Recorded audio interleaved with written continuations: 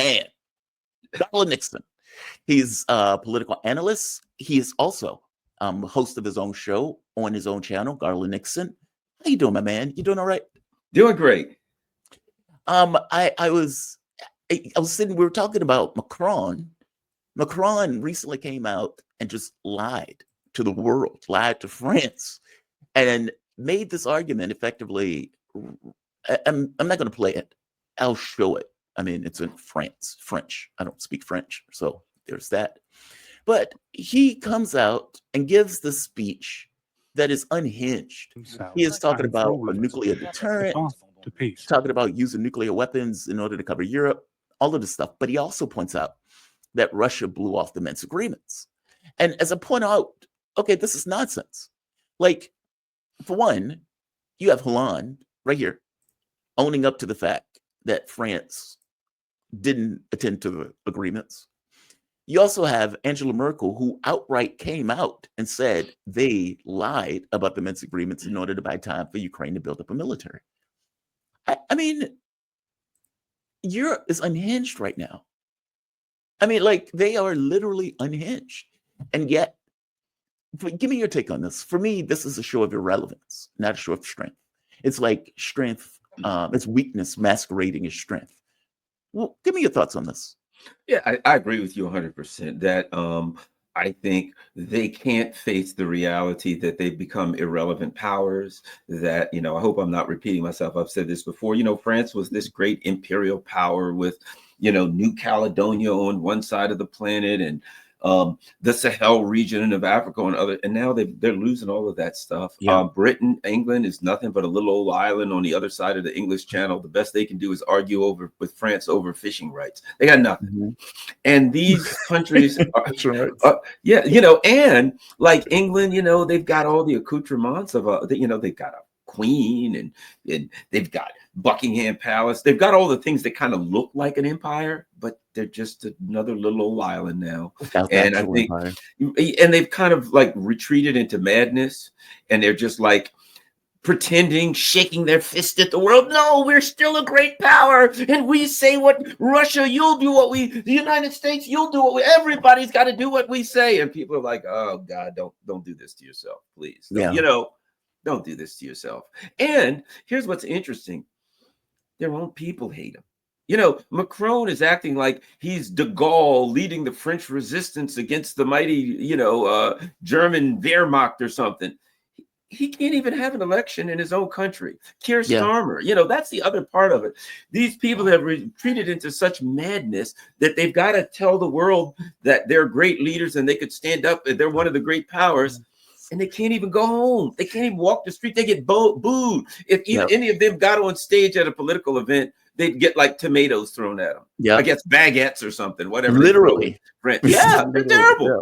That's the sad part, that we talk about their lack of military power, their lack of economic power. But when you get down to it, they don't even have political power at home. You just kind of shake your head and say, how much longer are you going to keep embarrassing yourselves like this? Yeah, he will lose. I mean, well, he's not even going to be in the next election. But think of just to put, so people would know, in the previous European parliamentary elections, Macron's party came in like third, like a distant third. Macron freaked out and was like, I can't believe that Marine Le Pen's party is this popular. And so I'm going to dissolve the French parliament and we're going to have new elections. And what happened? Marine Le Pen's party ends up winning those European elections in the first round.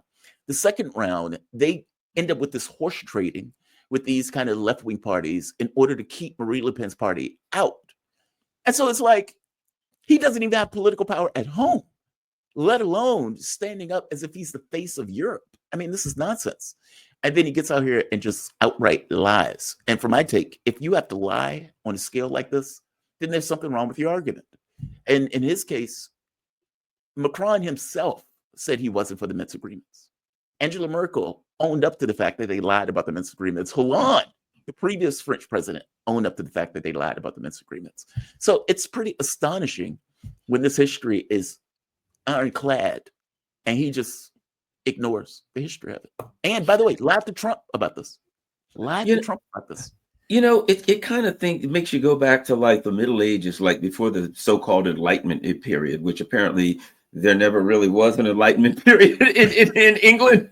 We thought there was, but apparently it didn't take, shall we say. The seeds didn't grow. But when everybody could come to a consensus that the world is flat, and if Galileo came along and said, no, the world's not flat, oh, well, you're a heretic. We'll have to burn you at the stake. Isn't that where we are? You know, it's like everybody's like, hey, we've got a consensus that the Russians did it for this reason. And everybody who's like Mearsheimer and everybody's like, nah, that's not really what happened. Yes, it is. And you're a Russian evil heretic for saying such a thing. And we're a powerful military and we're going to win. And people are like, nah, it's not really so. And so it's actually pre-Enlightenment thinking, where we believe that the earth is flat or whatever. And because we all believe that and we've got its consensus, we're going with that. And rather than accept somebody from the outside, just questioning it, saying, well, let's just look at the actual facts and historical context and things like that. Instead, anyone who says otherwise, they attack the person, call them names. They're a Putin person, they're a Russian, whatever. And it's you look at them and you're like, for the ruling elite, what's obvious, the ruling elite of Europe, when things get tough, they kind of just go back to pre-Enlightenment thinking and they grasp onto something that makes them feel good. And then they just hold on to it. And they just almost like it's a blanket. This is my narrative, like a security blanket. They can have like a little blanket like Linus had on Peanuts, you know, security blanket. And they just hug it. And the security blanket says like, Putin is an evil guy and he did this, blah, blah, blah. And they just hold on it. No, I'm not letting go of this blanket, no matter what. Yep. It's sad. At some point, I think the blanket's going to get yanked out of there. I think Trump's like got his head on the blanket, pulling. Well, see, if you remember though, Joe Biden was the same way. Like it's like they can't go back on the narrative. Like they've invested so much into it over the last several years that they can't. There's no room. There's no wiggle room. There's no like they've staked themselves out so politically on this issue that they're stuck with it, even though it's nonsense. And even though the US president at this point has changed the narrative, at the very least in the United States, they can't, it's almost like it takes an election to do it. And so Marie Le Pen is going to win in 2027. Alternative for Deutschland has been gaining in numbers. Many of these right-wing parties in Europe, either in Austria, Robert Fico is one. He's not a right-winger, but still. Garland Nixon in Romania, they are doing everything in their power to keep him out of office. Like they kidnapped him, didn't they? Like kidnap him and take him to jail or something recently? Yeah, they effectively detained him, and are investigating the guy. I mean, they're just making this up as they go along. Just astonishing stuff. Stephen A. Smith. Everybody who watches the shows knows I am fascinated by The View. These like just chirpers, right? like and they bring various people on, but they clearly have their own political ideology, especially Whoopie, especially Joy Behar. They are liberal to the core. They are Democrat supporters. And I say Democratic supporters, meaning there's no value set underneath, short of we must support Democrats. So Stephen A. Smith, who's been very critical of the Democratic Party, goes on to The View. And he puts a knife in Joy Behar in the most fascinating of ways, and he is completely right. I want to get your take on this. So this is Smith talking to the ladies of The View, treacherous territory sometimes, but Smith, who I have issues with, he does it well. We've been in office for 6 weeks. Seems like 6 years, hasn't it? And he's been going around with his cronies touting his so-called landslide and blowout win. But he won the popular vote by 1.5%, one of the smallest ever. And he won the general election by less than 50%. So what kind of mandate is this really? Well, it is a mandate, and I'm going to explain why. And I don't mind the question, but let me be very clear. I'm no supporter of Trump. I'm a supporter of truth and the facts. And here's the facts. The man won every swing state. He increased in terms of his voter turnout in his favor from the standpoint of blacks, Latinos, and young voters. He increased his numbers in that regard in 2020. 89% of the counties shifted to the right. That's a mandate. We can sit up there and play around all we want to. In 2020, Trump didn't win the popular vote. He didn't win the electoral college vote. A matter of fact, the Republicans hadn't won the popular vote, if I remember correctly, since 2004.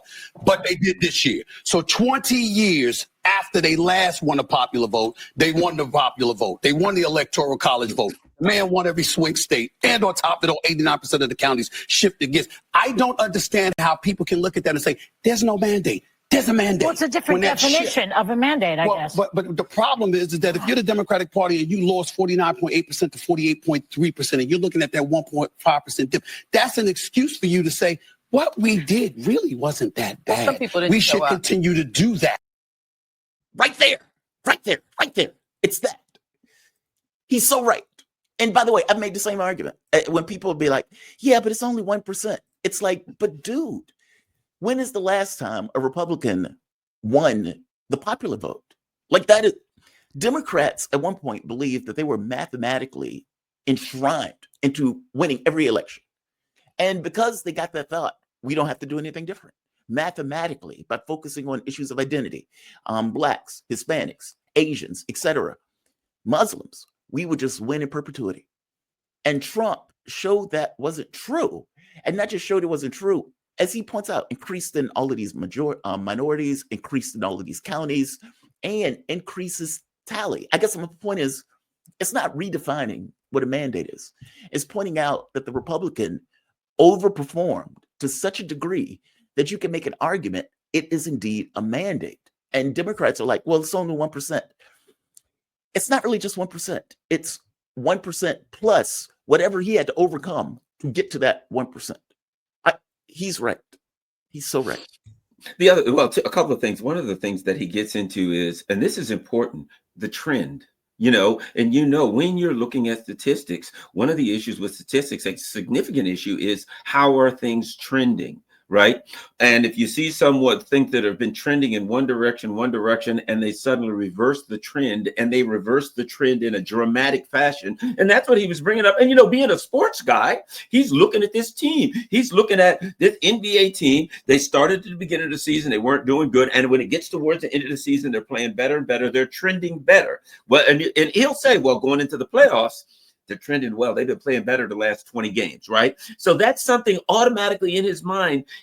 As a sports person, I love sports too, is those trends and those things behind the numbers. You know what I mean? And he gets into, well, think about this. Well, these teams are playing. This team plays better against teams that pass or against teams that. So he's looking at all of these details and he's like, every single number says this guy overcame everything. There's something else that you have to take into account. And I think it's critical that even he wouldn't and they wouldn't talk about that. He went in with 3 arms tied behind his back. They charged him with every charge they could. All the major news shows attacked him nonstop for the last 8 years, right?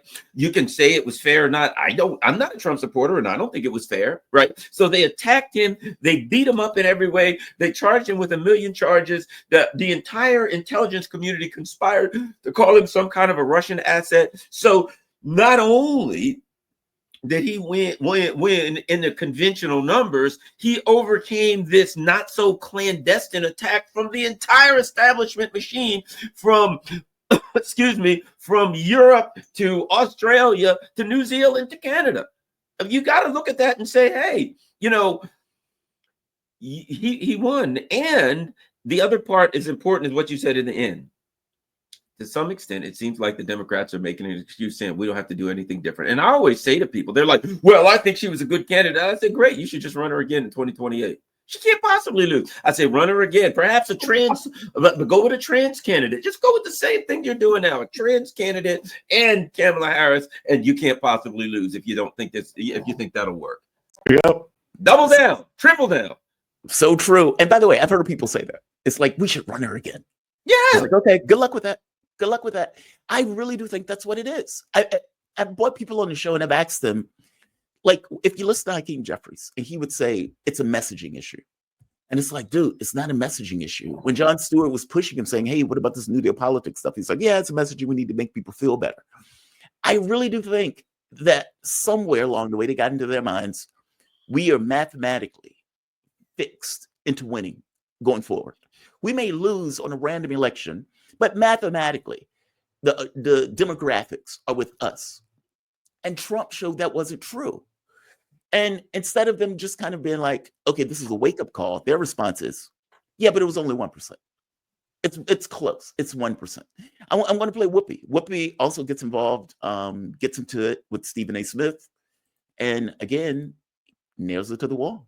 It's not about him winning. It was an indictment against the Democratic Party and what the Democratic Party was offering to American citizens. We might sit up there and talk about, hey, you should be a party for the working class, which the Democratic Party was once known for. They're not known for that right now. Why? Because their message was catering towards others and towards other issues. And they forgot about the people that brought them there, that elevated the Democratic Party to what it was over these last few decades. That's why they lost. He didn't win. Well, the let's Democrats remind lost. people what those issues were. Sure. Let's remind people what those issues We can do that. were. Making sure that families had what they need, SNAP, making sure stuff is there, making sure that the America that we all grew up in, where you could come and be whoever you were supposed to be or want to be, you still have that right. All these things are the things that the Democrats have always said. But now we have a guy who says, yeah, you know, I'm going to bring down the price of eggs. But first, I'm going to cut all these jobs, and I'm not going to see why they need to be cut. I'm just going to cut them.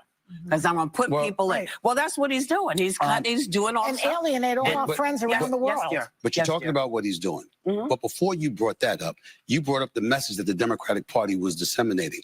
I'm challenging you on that. That is not what they were doing. I'm not talking about. I'm not talking about the intent. We did it. Well, I was here too. I was alive and breathing right here on the air talking to everybody else. He's right. He's so right. He's so right. Like, I love that clip because Whoopi, if you notice, she starts off, the Democratic Party was doing so-and-so.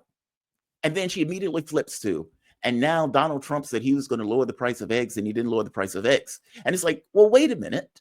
You noted what the Democratic Party said they were. That is not what they were doing. Meaning, regardless of what they vocally claimed that they represented, when they were in office, they didn't do those things, nor did they run on those things. I mean, they ran with Liz Cheney around the country screaming about transatlantic gangs, and for that part, that we're going to fight Vladimir Putin for as long as it takes, despite the fact that we've lost the war, and backing a genocide in Gaza.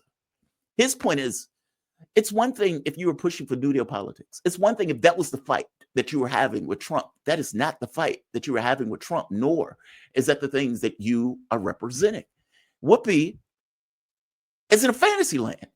Like, and this argument where it's like it's entirely reflexive against Trump or entirely reactive to Trump is problematic. It's one thing if they represented something and they were fighting Trump from a value set. That's not what's happening. And that's what Stephen A.Smith is trying to nail down to Whoopi Goldberg. You are not what you say you represent. That is not what you do when you're in that office, nor is that what you campaigned on. Oh, I love that clip. I love that clip. Give me your take on this. Well, a couple of things. Number one, she did two things. She addressed two things. SNAP, which is helping the poor. Number two, she went right to identity politics. Oh, everybody can be what they want to be in marriage, blah, blah, blah, right? Okay, number one, as you said, this is what we heard. We got to send another $60 billion to Ukraine and $700 or something for you if your house gets washed away in North Carolina, burned up, trains turn over in East Palestine. They don't even get anything. So the idea that the Democratic Party is standing up for the poor or the working class, again, Steve A.Smith blew that right off. He says, that's what you say. That's not what they did. Right. That's number one. Then she went straight to identity politics. Well, the bottom line is this. Okay, fine. You went to identity politics. And people rendered their verdict. Face it. You were like, well, we're standing. I mean, for some reason, some genius in the party Democratic Party decided that they wanted to stand on the hill of trans kids or something like that. Look, when you're picking, you can feel good about what you're doing. But if you're picking trans women in sports, that's like 80 to 90% of the people ain't for that. You can take a moral position on that, but when you lose, it is what it is. You decided. That's one of the things I think that's important that too. The Democratic Party went from politics. No, we're not for politics. We're for morality. the morality. We stand for the trans and for the whatever, right? Well, moral position. Everything's moral with them, which is why they can't back down. If you build your platform on morality, why are you standing for this group? Because it's moral. Why are you doing this? It's moral. Why are you standing up against Putin? Because he's evil and we're good. It's a moral position. Why are you standing up against, I don't know, Maduro, whoever? They're an evil dictator. It's a moral position. So in building all of their platform on good versus evil, we're standing up to the evil Putin, the evil Trump, the evil anti-trans people, whatever, right? You can't change. You can't suddenly say, okay, we've decided we're going to go along with the evil people. You've created a paradigm where you're good and they're evil. You got to stay in that paradigm. How do you release yourself from this paradigm that you've built with all of your voters? Why are you standing up to Putin? Because he's evil and we're good. Trump, he's evil, we're good. How do you wake up one day and say, okay, well, we're going to make a deal, but you told me he was evil? Yeah. They're trapped in a moral paradigm that's not political. And there's no way out of that. They just have to defend it. No matter what, they got to defend it. Even if they lose, they have to defend it because it's moral. They can't ever admit. How can they come out and say we were wrong if everything they chose was you're either with us or you're with the terrorists? Do you think they really believe that stuff? I don't think they believe that stuff in real terms. I get the sense that they looked at identity as a way of avoiding, basically, we need to get our voting block, but we need to do so without going with an economic populist rationale for it. And so you get people like third-way Democrats like Bill Clinton, who looks at the left and say, you have nowhere else to go. There's that. And then you get people like Hillary Clinton that focuses on, I'm a woman, it's my turn. Let's break these groups up into identities. It's almost as if they took the wrong message from the civil rights movement, that everything's a civil rights movement now, as opposed to, this notion of Martin Luther King, out there protesting for $2 extra for minimum wage, meaning for him, it was economic. You can't have this notion of identity liberation in the way that they're talking about it without having some level of economic, leeway, some level of economic liberation for the individuals that are involved. They have somehow severed this idea of economic populism from this idea of identity and just focused on identity. And so I take it as they did that for political reasons. Do you think they actually believe in the stuff that they're spewing with us? Give me your take on this. I'm curious. Well, I think it gets back to Macron, what we said in the first place, saying things that were demonstrably false, that empirical evidence would clearly show that he was wrong, right? But he's trapped. He can't let go of that, right? I think it's the same thing. I think it gets to a point when you wrap everything you're doing in falsehoods. At some point, it doesn't matter if it's true anymore. You're so wedded to it, you can't let go of it. It's there was I forgot his name. There was a book. What the guy talked about is a person being apathetic about the truth. I don't care if it's true or false. I got to hold on to this. Yeah. If it happens to be true, fine. If it happens to be false, fine. But so now I think the people the leaders of the Democratic Party are like Macron. It doesn't matter if it's true or false. We are going with this. We've decided we're rolling with this. We can't let go. I do think there's a lot of people in the party who have been indoctrinated kind of into like a cult, which is why the leaders are in such trouble, because you convince these people of falsehoods and you got the people at the bottom really believe it. How do you make a U-turn? Because Putin's evil, Putin's evil, Putin's evil. We can't ever work with Putin. Okay. And they all agree. And then you wake up one day and you say, that doesn't work anymore. I guess we got to change it. Hey, guys, guess what? Putin's not evil anymore. You know what your cult followers say? Oh, so now you're working with Putin too.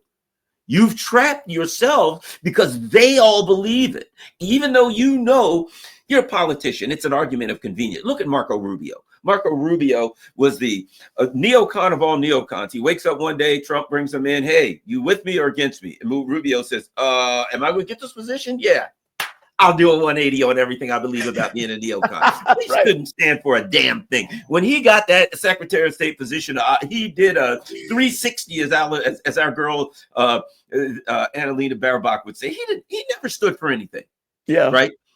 So these kind of people at the top, they don't give a crap. They can do a 180, but they've trapped themselves because they've convinced their cult followers, and now they're cult followers. And it's like the view, they're like when the Pope makes an edict and all the priests below him all have to preach this is true. That's what they are.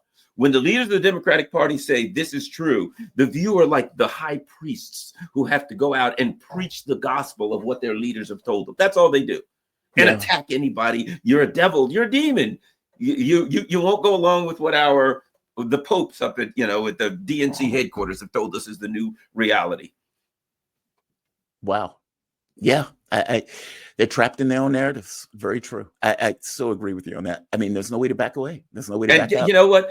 Doesn't it seem like also like with Macron and these Europeans with Putin is evil, and he really just woke up one day and attacked the whole thing that they push, whether they believe it or not. Doesn't it seem like to them to lose that narrative is tantamount to death? Literally, they're like ready to go to nuclear war and die and kill everybody on on the continent, rather than simply admit they're like, I'd rather die, because if it's proven that I'm just a lying scumbag, then I'm effectively dead. I'd rather die. I'll go down. I'll die and take everybody with me before I will admit that my paradigm is a pile of horse manure. As I pointed out, Europe started 2 world wars, and they seem to be headset on starting a third. And they don't, it's like they never get the message. It's like, dude, you keep doing this nonsense. Here's something else that was so absurd. After